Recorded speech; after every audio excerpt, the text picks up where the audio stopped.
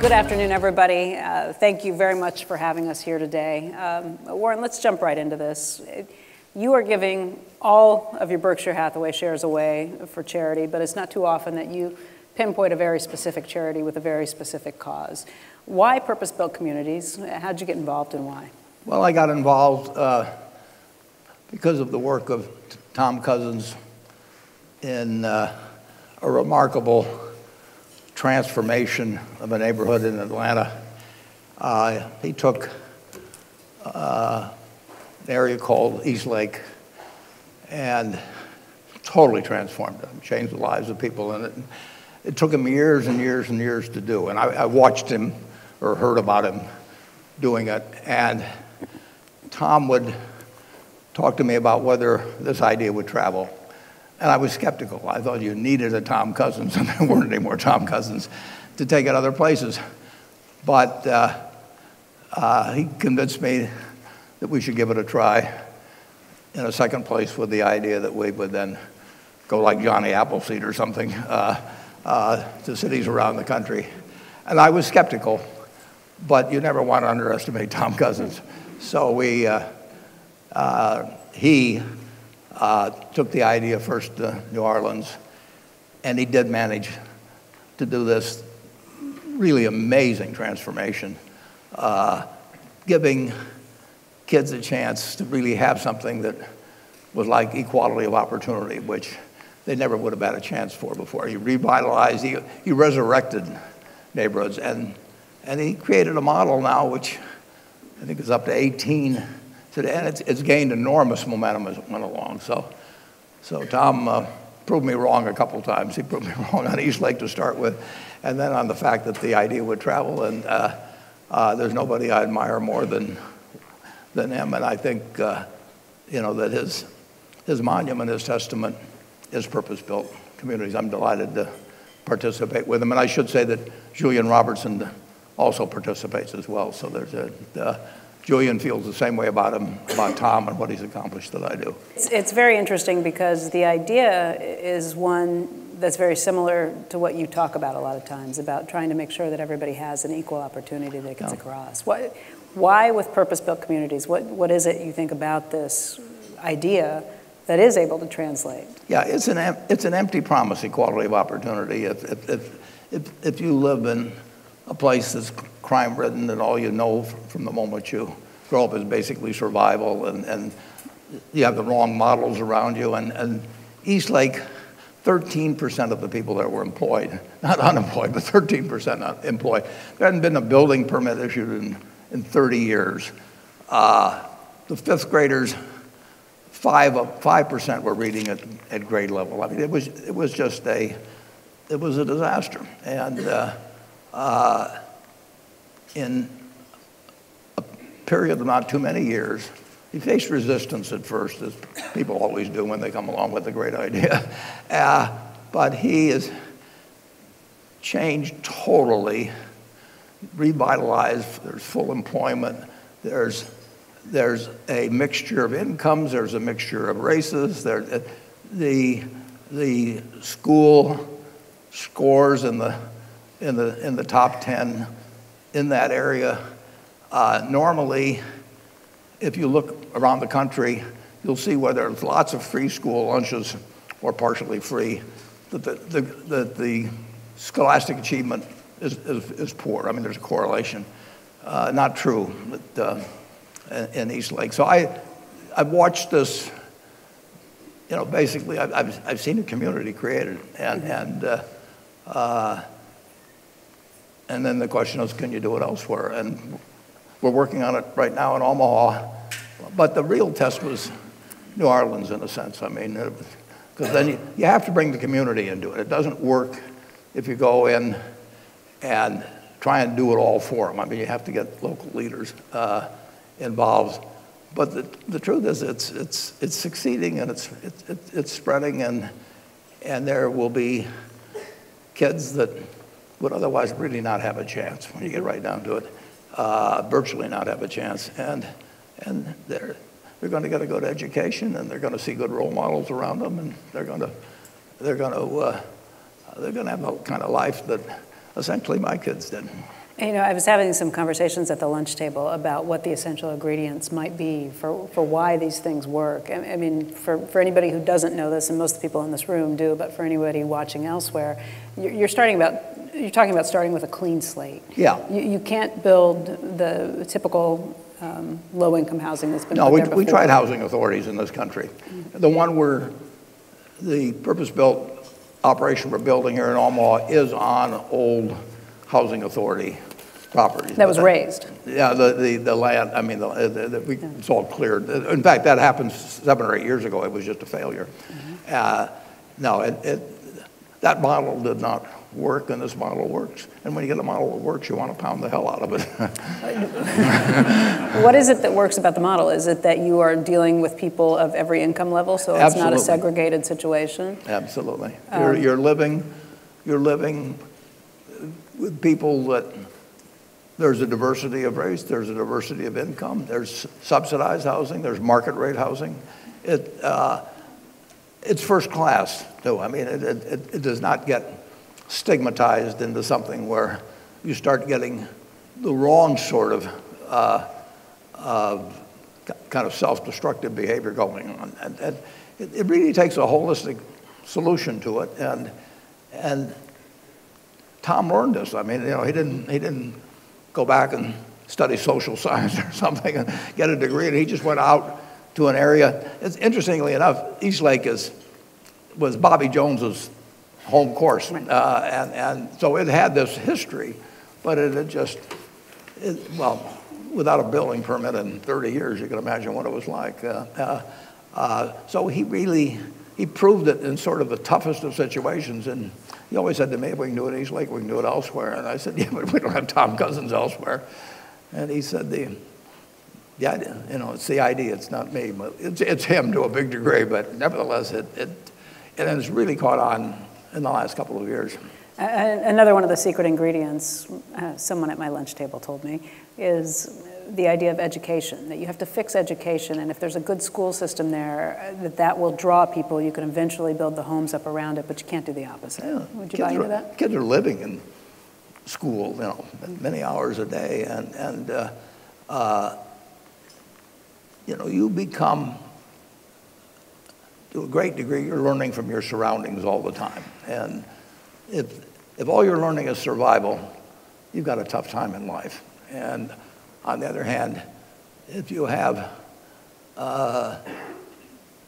good teachers, higher aspirations, neighbors that are succeeding, people that are going off to work every day, you know, whatever it may be, you see the world through different eyes. And those eyes that you see the world through in the first 5 or 10 years are a very big part of how you're going to live your life. Purpose-Built Communities has identified, I think, 825 urban areas, urban neighborhoods that are what they call highly distressed. They also estimate that, I think it's $200 billion it would take to start these projects up in every one of these communities. So I figured that you and Bill Gates could kind of take that on yourselves.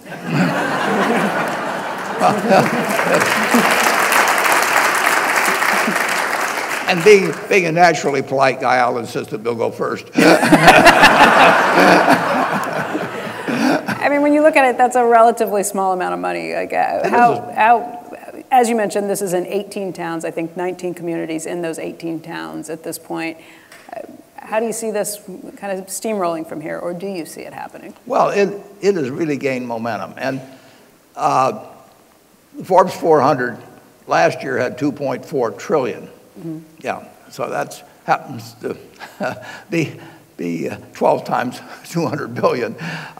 So we just get 1/12 of that. You know, we're done. It'll be higher this year than 2.4 trillion too. Yeah. People like to fund successful ideas. And at our giving pledge, we have a number of the Forbes 400 that belong. And they're used in the business. They're used to playing hard on successful ideas, and that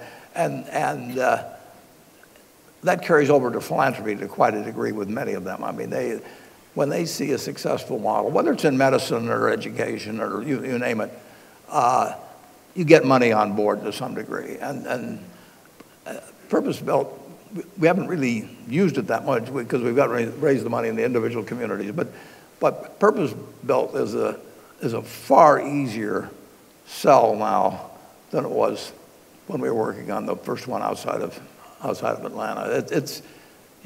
We can take them around and show it to them, and we can have them talk to the local people, whether it's in Indianapolis or maybe Omaha at some point or New Orleans, and they can hear it, from people who've had first-degree experience. So it's a lot easier to sell a known product. It's accelerating, Becky. It sounds very like a very optimistic potential outcome for these things. What's been the biggest hurdle along the way, do you think? What's the biggest one? What's been the biggest hurdle along the way? What's been maybe an unexpected challenge? Well, it depends on what point in time you pick. I mean, the skepticism. Well, one of the skepticisms that you run into somewhat now, but was a big one with Tom, is you're going into a neighborhood and they're suspicious of you. I mean, everybody that's come along and promised them something for 50 years has ended up doing something different or trying to take advantage of them.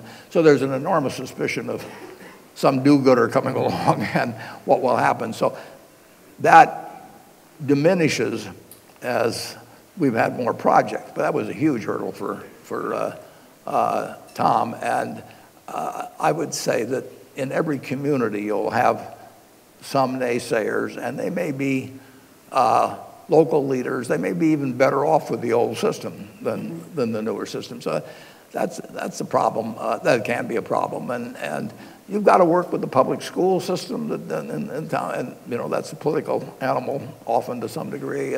So you have to learn to work with a really wide variety of constituencies. You got to get good pieces of land too. I mean, it takes dozens and dozens and dozens of acres to go to the scale you should have.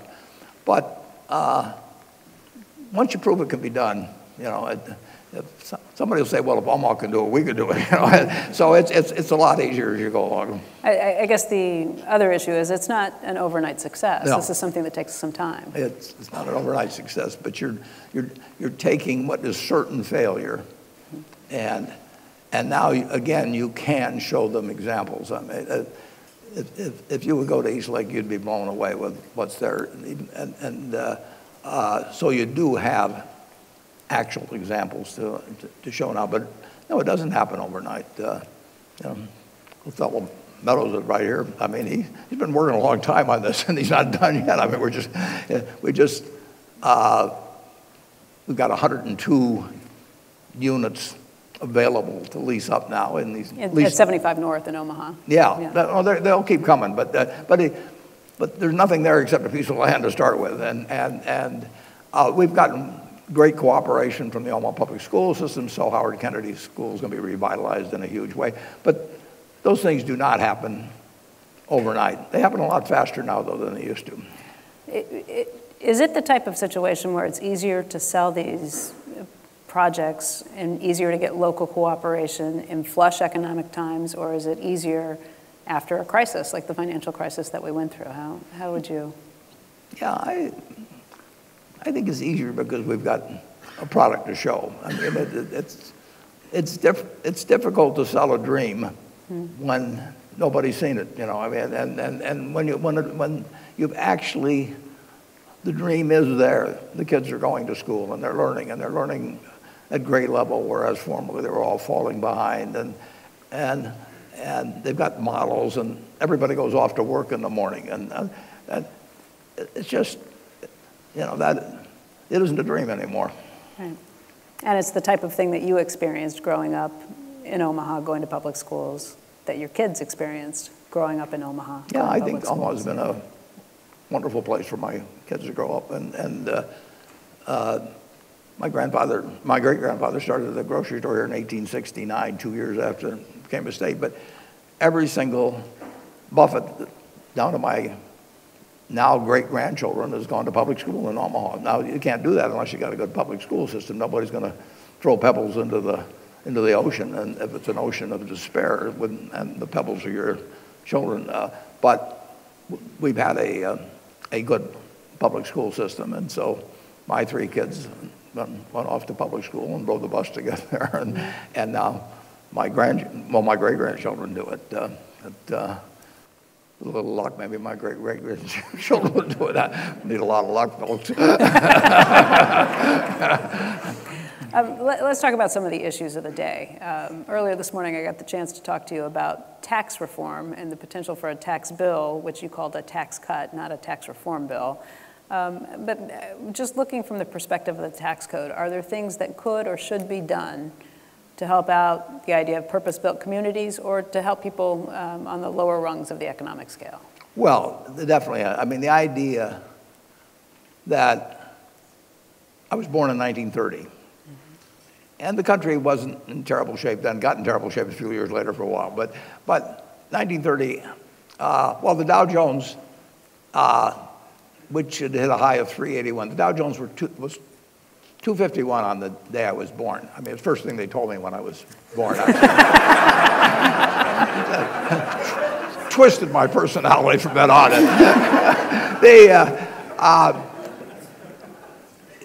Since that time, in the United States, the real, no inflation factor here at all, the real GDP per capita has gone up 6 for 1. We now have 59,000 per person, not per family, per person of GDP in this country. If you had told my parents that day I was born in 1930 that the country would experience a 6 for 1 increase per person in real stuff, and actually better stuff as we've gone along, they would not have thought that millions and millions and millions of people would live in poverty and not really have a chance. I mean, the American dream has succeeded in aggregate.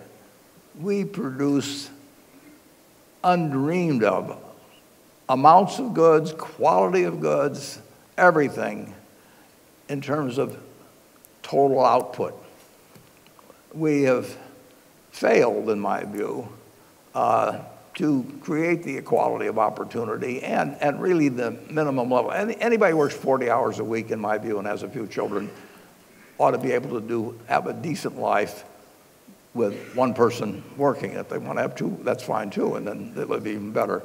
But it hasn't worked. Too many people have been left behind. And that trend will accelerate absent government doing something about it. I mean, the increased specialization of labor, the thing that enables the best welterweight fighter in the world to make $50 or $100 million maybe in one fight, but relegates number 30 to the same kind of nothing living that existed before. I mean, television, all these things just more complicated types of output as compared to just farming, which was what we did a couple hundred years ago.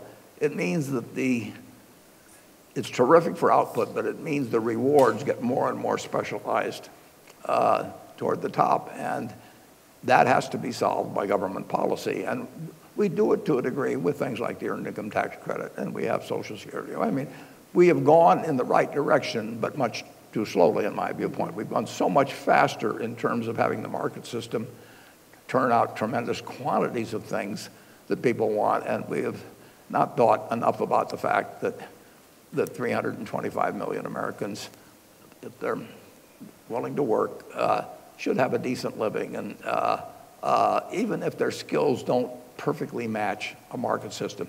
If I lived in a society where the whole market system revolved around, say, football or something like that, I could have 8 hours of classes a day in football, throwing one, kicking one. I could practice at night and everything, and I wouldn't make the minimum wage. I mean, I don't fit into that market system.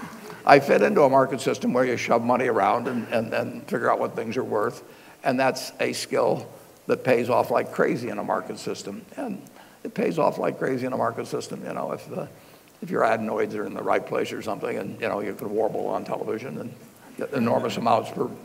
But being number 50 in that or number 200 doesn't pay off worth a darn. So we need to do something to make sure that $59,000 of GDP per capita, which should be nirvana for the country, is not nirvana for the few or super nirvana, and where people get left behind because they don't perfectly fit something that the market pays off on tremendously. And I think we will keep moving in that direction with some big hiccups from time to time. But that has lagged behind our ability to just turn out more and more stuff. Most people would listen to what you just said and say, okay, if that's the problem, the answer would be raising the minimum wage. But that's not something that you've necessarily agreed with. Why is that? It's better. Well, if we raise the minimum wage to $30 an hour, just pick a figure. And it just means that a market system will say a lot of people aren't worth $30 an hour, or maybe that'll say they were not worth 15, or they're not even worth 7, and a quarter. You do not want the market system totally to determine whether you have a decent life in an abundant society. If you had just an interpretation, you mean that if we raise the minimum wage to $15, $20, $30 an hour. The minimum wage doesn't mean anything if you don't have a job. Right, that the job creation will shut down, that people will lose their jobs as a result. Absolutely, yeah. And you may have somebody in the room, you probably won't have 7 or 8 kids, but a rich family can have 7 or 8 kids. And if they got a very good business, they may pick out the one that has the most business talent to be in that, and that they've got that one that wants to be a writer, doesn't have to pay well, but they don't mark that kid down to the market system in terms of how they handle finances within the family. But the market system enables us to have people defending us for peanuts, basically. I mean, it doesn't pay a lot to be a soldier, even if you're working at 120 degrees with a pack on your back and all of that sort of thing. And you can make 100 times that if you can arbitrage bonds or something in New York, just because that's where the money is. We've got the aggregate resources to take care of everybody. So you don't want the market system to determine what people that are least fitted to the market system make. You want to have an earned income tax credit. You may want to have actual grants. There can be a lot of things you can do. That's what I would say. Instead of raising minimum wage, you think the answer is to expand the earned income tax credit? Yeah, and there are people exploring this idea of a minimum, I forget, they've got a term for it that they're using that's become popular in economic circles in the last year or two. It's a basic income or something. The life income or the basic life income or whatever. Yeah. I think the earned income tax credit makes lots of sense, but we're spending $60 billion on it a year.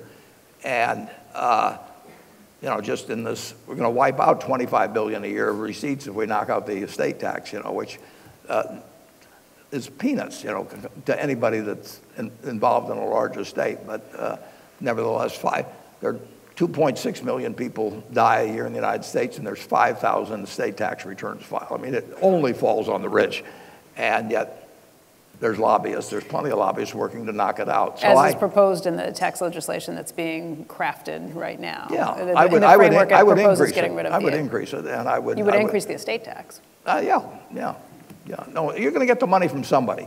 If you look at the last 50 years, the U.S. tax receipts, federal tax receipts, have been between roughly 16% and maybe 21%. And they're 17% roughly now, 17. And they'll be a little less. There'll be a fair amount less if this tax bill goes through. So we are on kind of the low end of where we're getting it. Interestingly enough, the one item that's gone down the most as a percentage of federal receipts is corporate taxes. People tell us it's terrible what's happening and we're not competitive and all that sort of thing because of our tax system. American corporations are doing pretty darn well. We're going to get 18, 19%. We can actually take a deficit of about 2% of GDP, between 2 and 3%. We can take that deficit, and the amount of the national debt as a percentage of GDP will not go up. So it's, Berkshire can borrow way more money now than it could 40 years ago because it has more earning power. The United States has more earning power, way more earning power. And we can take an increasing amount of national debt, but we don't want it to keep increasing as a percentage of GDP. We can have a deficit of 2 to 3% of GDP, and it will remain constant. So I am not afraid of deficits. I am afraid of if they run wild over a period of time. But we can handle, our present deficit's about $700 billion on close to $20 billion. So we're 3.5% now or something like that. That's on the high side. It's going to be a lot higher if the tax bill passes. You mentioned corporations and the corporate tax, which the proposal right now, although we don't know all the details, would take corporate taxes from a 35% base rate to 20%. You also mentioned that right now it's a relatively low portion of the overall tax revenue that we take in as the nation. I think it's 10 to 11%. Well, right? Yeah, the corporate taxes are now a little over 2 and a fraction percent of GDP. In 1960, they were 4%. But it makes up about 1/10 of the total amount of dollars that we bring in every year. Is that right? Well, we take in $3.5 trillion, and yeah, that's pretty close. He could do it in his head. I have to look this stuff up. So if we do cut that corporate tax bill, and again, the argument has been made again and again from anywhere in the business community that you need to cut that corporate tax bill so that you can create more jobs and that corporations aren't unfairly penalized versus corporations that are based in other countries. Yeah. All I can say is that American business is doing fabulous. You know, the Dow Jones in 1942 in the spring, when I bought my first stock, was at roughly 100. You know, it's 22,000 now or plus. So something good has happened during that period. It was, you know, in the 20th century, it went from 66 to 11,400, almost 200 for one. I said the other day that in 100 years, it's likely the Dow is likely to be at 1 million, and doesn't require any heroic assumptions. That means we will have done worse than we have done in the previous 100 years. So, American business, that's what it reflects. I mean, American business does extremely well in terms of return on tangible assets. I don't know of a capital project of size in the United States that has not been funded that has attractive prospects. I mean, we'd love to fund it at Berkshire. I mean, that's our problem looking for it. There's no shortage of capital in the United States. I'll take some of the capital. Do I have any friends? Incidentally, if you're watching this isn't Warren Buffett talking. This is his evil twin. So don't get mad at him. All right. What you said the other day about the Dow hitting 1 million in 100 years, I know a lot of people thought that was flip. You just pointed out that it's not heroic math, that it would actually be lower annualized growth returns over the next 100 years than we've had over the last 100 years. So a lot of people wondered, are you pessimistic about the next 100 years, or were you just kind of... Well, I guess it'd be a little hard to expect 1 million and be pessimistic at the same time. Well, it's growth return. It's an annualized growth of 3.87% versus the 5.8% or something that's happened since the last 100 years. Well, I think off this base, it will be hard to have as much progress percentage-wise as we had in the last 100 years, but we're working off a sensational base. So a relatively small amount. Well, 2% growth per year, which everybody deplores, in one generation will add $19,000 of GDP per capita. How would you like it if you were promised, you know, now GDP is not the same as personal income, but it's 60-some% of it will get translated. I mean, if somebody told everybody in this room that if they had a family of 4, there'd be 76,000 more in real terms, you know, and in one generation. I mean, America works incredibly. Who could have dreamt, if you'd been here 241 years ago in 1776, if you'd looked around, there wasn't anything here. I mean, everything we have is pure profit. The Federal Reserve just reported that on June 30th, household wealth was $96 trillion. Now, you know, when you get up numbers like trillion, you know, you can't comprehend them or anything. But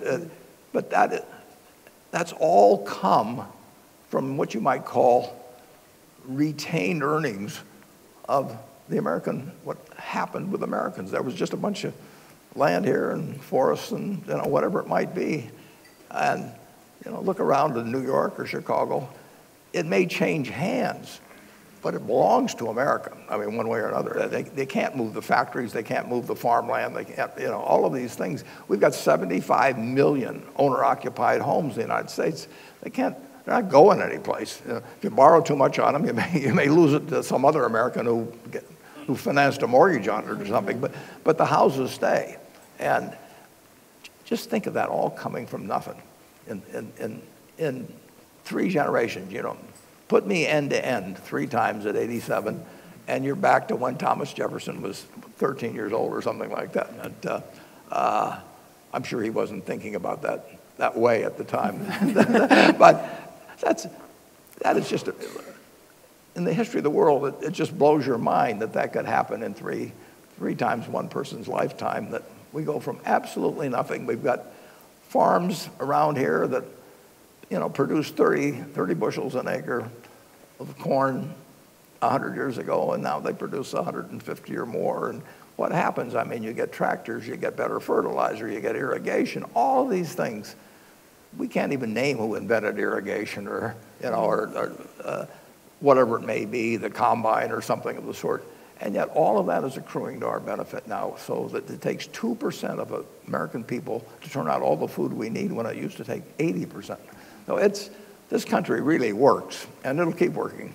That's an incredibly optimistic outlook, but there are a lot of Americans who feel like things are going the wrong direction in the country these days. You have a divided electorate. You have a country where politics is even tough to discuss. People can't sit in the same room together. You have the hurricanes that have just hit all from the south all the way around to the Caribbean and above to Puerto Rico. And you have North Korea. No, the weapons of mass destruction are another story. Okay, is there anything that worries you? That's the threat these to days? the world. Yeah. I mean, the truth is that we have increased the ability of perhaps even an individual, perhaps a group, perhaps a nation, the ability to kill millions and millions and millions of people in a single stroke. And if you were a psychotic back in the caveman age, you threw a rock at the guy in the next cave, and that was about the damage you could do. And we went through bows and arrows and all that sort of stuff. But in 1945, in August of 1945, we made a quantum jump, unfortunately, in the ability to kill people. And Einstein said at that time that he says, "I know not with what weapons World War III will be fought, but World War IV will be fought with sticks and stones." And we've now lived for 72 years under that cloud. And it's not just nuclear, it's chemical, biological, and now cyber. I don't have any solutions for that. I think we've been both lucky and good. I think that it was a good thing we had Kennedy and Khrushchev in charge of the U.S. and the Soviet, because 2 different personalities could have resulted in millions and millions of deaths. And we've now got a fellow North Korea that you've got a very poor country spending a way disproportionate amount of its GDP working on missiles that can hit California. I mean, that's crazy. And that I wish I had a solution for it, but I don't. But we've still gotten through 70-some years, and who knows. We've got an economic machine, though, that you couldn't have dreamt of. Yeah, can we go back to talking about the fun stuff? Let's get back to the economy. We do have a jobs report that's coming up this Friday, and you have a pretty good idea of what's happening around the economy, not only from the 80-plus companies that you own at Berkshire and the companies that you can kind of see the receipts coming in every day, but from the huge number of stocks that you also own major portions in. You've got a pretty good idea of what's happening. What is your best guess as to what's happening in the economy? The economy continues to grow, just like it has ever since the fall of 2009. I mean, it's been a long time now in this more or less constant rate of 2% a year, which, if population grows or 0.8% means that you get 1.2% compounded over time, but that really mounts up. But that is what we're seeing as 2%. It may vary. Different parts of the economy get stronger or weaker. I mean, apartments were very strong here a while back, and that slowed down somewhat. Autos have slowed down somewhat, but other parts are accelerating. So I think it's at least 2% per year in real terms that we're growing now. I mean, you look at Nebraska and Omaha. I mean, we're talking about 3% unemployment, which is really close to full employment. So we should feel very good about what we see. The country is doing well. A lot of people that are perfectly decent citizens are not doing well.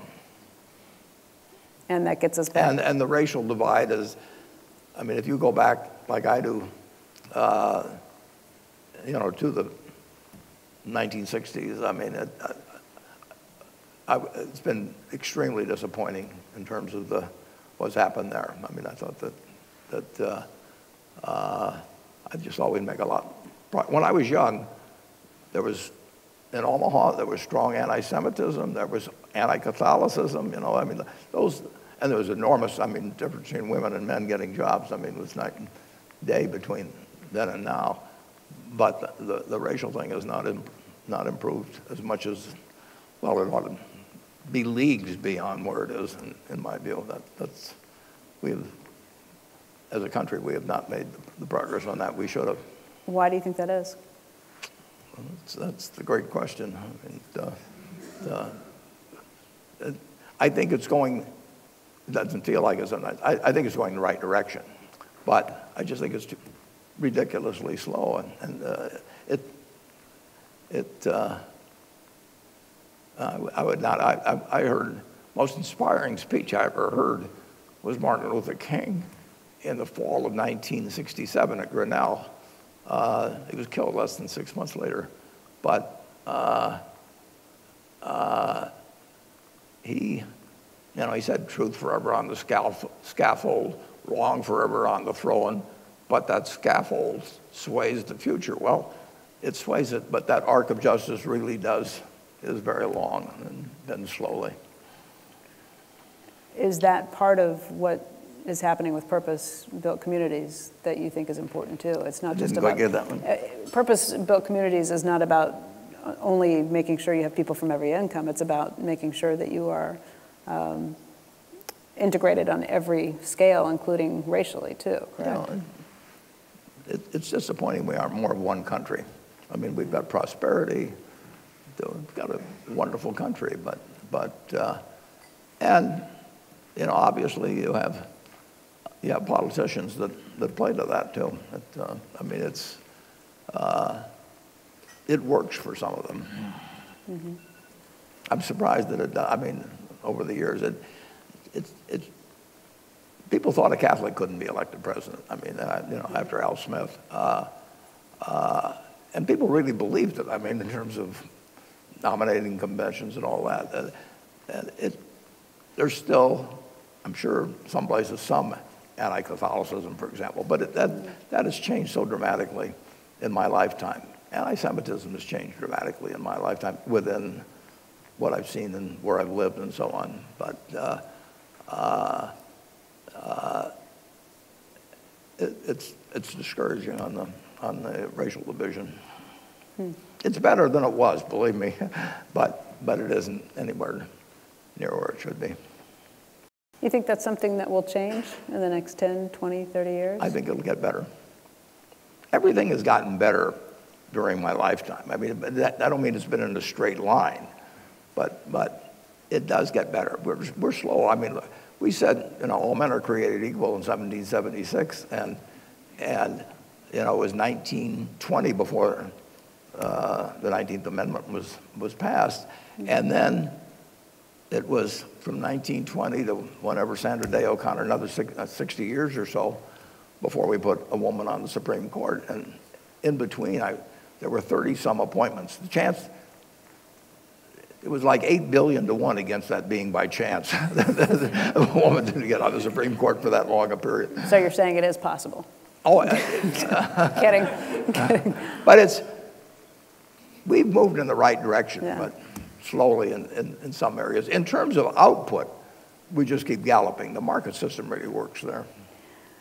I want to bring this back to purpose-built communities and, again, talk about what you think can be taken from what you've learned, not only in Atlanta and in New Orleans and now in Omaha. If there's a message that you want to give to everybody here, what is the positive message you want them to take out of this? Well, it's a very positive message. It's that lots of kids are going to have a dramatically better chance of living productive, successful lives if they have the right conditions surrounding them at birth in terms of who they see, who their heroes are, how they live, the whole thing. I mean, it's the whole life experience, so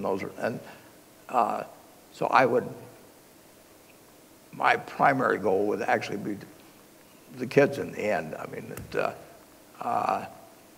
they don't ask to be brought into the world. They don't ask to be. It's a roll of the dice. I call it the ovarian lottery in terms of how things come out. And I came, in 1930, it was 40-1 against me being born in the United States. I could have been born in who knows where, and I wouldn't have had a chance. And it was 50-50 whether I'd be male or female, and my sisters did not have the same chance I had. So there's so much luck of the draw, and what you want to do is reduce that luck of the draw where the chances get more and more equal for every baby born. It's a great message. Warren, we want to thank you very much for your time with us this afternoon. I want to thank all of you for being here, and just thank you for the words. Thank you. Okay.